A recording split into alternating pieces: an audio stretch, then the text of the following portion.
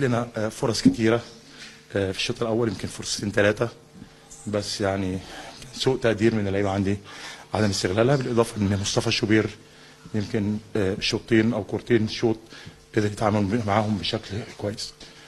الشوط الثاني بدأ، يمكن النادي الأهلي استحوذ على الكرة أكتر، وصل 18 عندنا كتير لغاية ما أحرز هدف. بعد إحراز النادي الأهلي هدف عملنا تغييرات، قدرنا إن احنا نوصل لمرمى النادي الأهلي قبل ما يسجلوا الهدف الثاني. يمكن كان لينا فرصة أو اتنين على مرمى النادي الأهلي، يمكن يعني كانت كرات ما بتخشش بطريقة غريبة، لحد ما النادي الأهلي طبعا طبيعي جدا إن يبقى في مساحات ورا. لعيبة النادي الأهلي لعيبة كبيرة، قدروا يستغلوا المساحات واحنا بنهاجم، احرزوا منها الهدف الثاني اللي هو يعتبر قتل المباراه لانه كان في الوقت الضايع.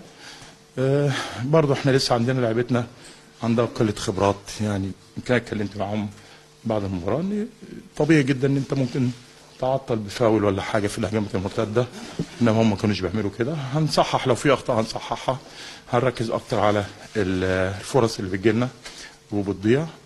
انما انا بقول هي مباراه متكافئه بالنسبه لي انا في الفرص، يعني لو بصيتوا الفرص الجونه التهديفيه مع الفرص اللي جت للنادي الاهلي يمكن متكافئه، قريبين من بعض، يمكن احنا كمان ممكن نزيد، انما النادي الاهلي طبعا بقدرات لاعبيه قدروا ان هم يحرزوا هدفين.